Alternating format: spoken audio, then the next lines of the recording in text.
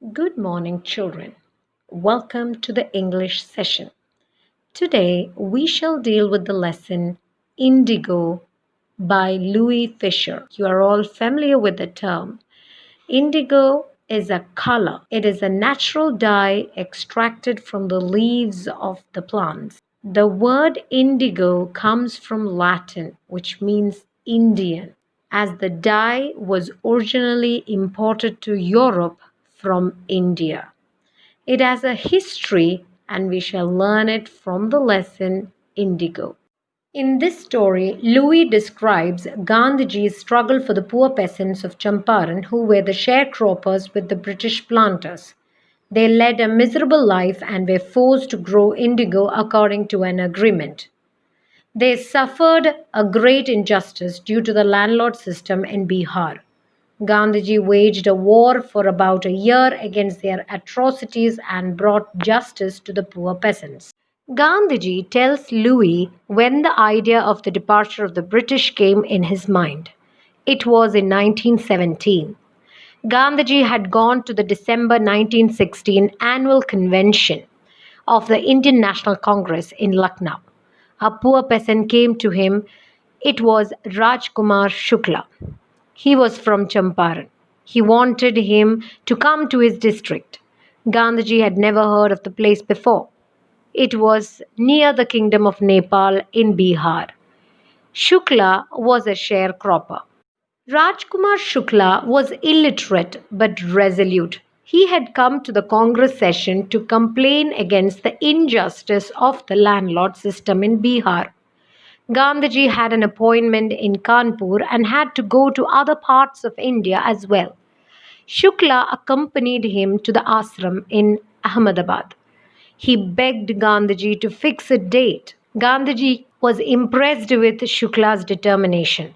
He asked Shukla to meet him in Calcutta and take him from there. In Calcutta, he waited till Gandhiji was free. Then they too boarded a train for Patna. There, Shukla led him to the house of a lawyer named Rajendra Prasad, who later became President of India.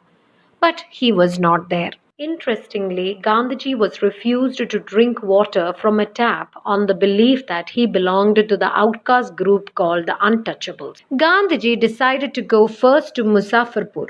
He wanted to obtain more complete information about the condition of Champaran. Professor J.B. Kripalani waited for Gandhiji at the station with a large body of students. But Gandhiji stayed for 2 days in the home of Professor Malkani. The news of Gandhiji's arrival spread quickly through Muzaffarpur and then to Champaran. Sharecroppers from Champaran arrived on foot to meet their champion.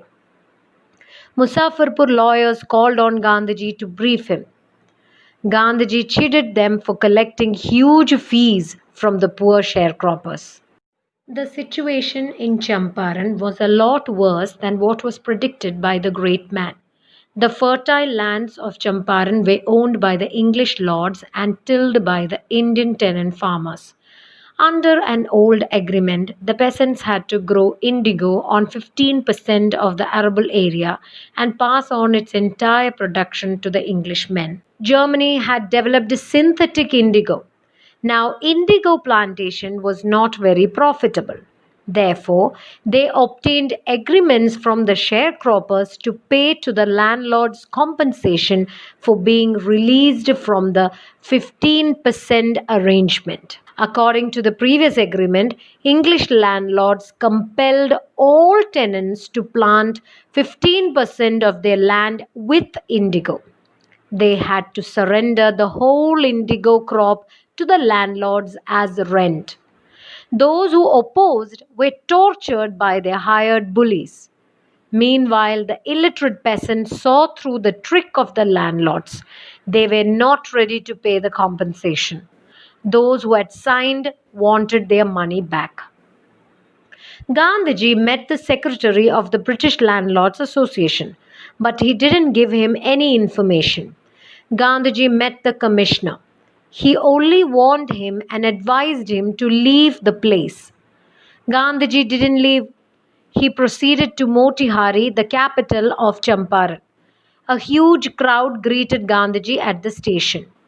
Then he got an official notice to quit Champaran immediately. Gandhiji made it clear that he would disobey the order. So he received a summon to appear in the court the next day. All night Gandhiji remained awake. He prepared a full report to the viceroy. The next morning, thousands of peasants demonstrated in support of Gandhiji. It was the beginning of their liberation from the fear of the British. The officials felt helpless. Gandhiji helped them to control the crowd. The government was surprised. The authorities wanted to postpone the trial. Gandhiji protested against the delay. He told the court that he was involved in a conflict of duties. It was his duty not to set a bad example as a lawbreaker. On the other hand, he wanted to do justice to thousands of poor sharecroppers. He decided not to leave Champaran. Gandhiji had full respect for lawful authority. But in the end, he heard the voice of his conscience. The court didn't deliver the judgments for several days. Meanwhile, Gandhiji was allowed to stay in Champaran. Rajendra Prasad and many other prominent lawyers had arrived from Bihar. They supported Gandhi. What would they do if Gandhiji was sent to the jail? The lawyers decided to follow him into the jail. Gandhiji exclaimed, "The battle of Champaran is won." Several days after, the lieutenant governor of the province decided to listen to the case. Gandhiji had 4 interviews with the lieutenant governor. He appointed an official commission of inquiry into the Indigo sharecropper situation. Gandhiji was the representative of the peasants. He stayed in Champaran for more than 7 months. There were many evidences against the landlords and the British officers. They had illegally extorted money from the sharecroppers. Gandhiji demanded back for 50%. Gandhiji had 4 interviews with the lieutenant governor. He appointed an official commission of inquiry into the Indigo sharecroppers situation. Gandhiji was the representative of the peasants. He remained in Champaran for more than 7 months. There were many evidences against the landlords and the British officers. They had illegally taken money from the sharecroppers. Gandhiji demanded back for 50%. The landlords offered to refund only 25%. Gandhiji agreed because the British government first time bent down in Indian history. The deadlock was broken. Gandhiji saw the cultural and social backwardness in the Champaran villages. He wanted to do something about it immediately. Mahadev Desai and Narhari Parikh, 2 young men, joined Gandhiji as disciples. Even their wives volunteered for the work. Many more came from Bombay, Pune, and other distant parts. Gandhiji's son, Devdas, also joined them. Primary schools were opened in 6 villages. Kasturbai, wife of Gandhiji, taught lessons of cleanliness and sanitation.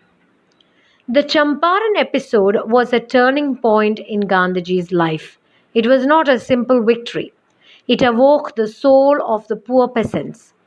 Gandhiji tried to mold a new free Indian. He wanted to stand them in their own feet and thus make India free. Some people wanted C.F. Andrews to stay in Champaran and help them, but Gandhiji opposed it. He didn't want that Indians should take the help of an Englishman in their own struggle for freedom. In this way, Gandhiji taught them self-reliance. The gist of the story. The story describes Gandhiji's struggle for the poor peasants of Champaran. In those days, most of the arable land in the Champaran district was divided into large estates owned by Englishmen and worked by Indian tenants. The chief commercial crop was indigo. The landlords compelled all tenants to plant 15% of their indigo and surrender the entire indigo harvest as rent.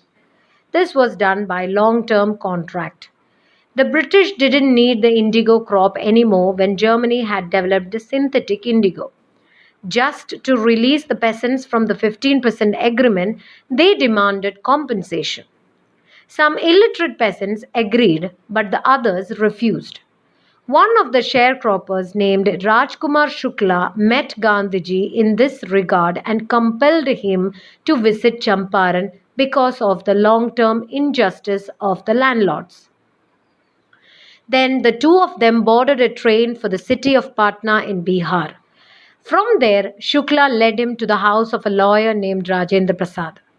Mahatma Gandhiji's humble and simple attire made the servants mistook him as another poor peasant, surveyed before taking any vital step in order to get those peasants justice. It was the time when British government punished those who in any condition gave shelter to national leaders or protesters. Gandhiji's arrival and the nature of his mission spread like a wildfire. Many lawyers and peasant groups came in large numbers to support him. The lawyers accepted the fact that their charges were high and for a poor peasant it will be irksome. Gandhiji rebuked them for collecting big fee from the sharecroppers. He stressed on counseling as this would give the peasants enough confidence to fight their fear. He managed to get justice after a year-long battle for the peasants. He also made arrangements for the education, health, and hygiene for the families of the poor peasants.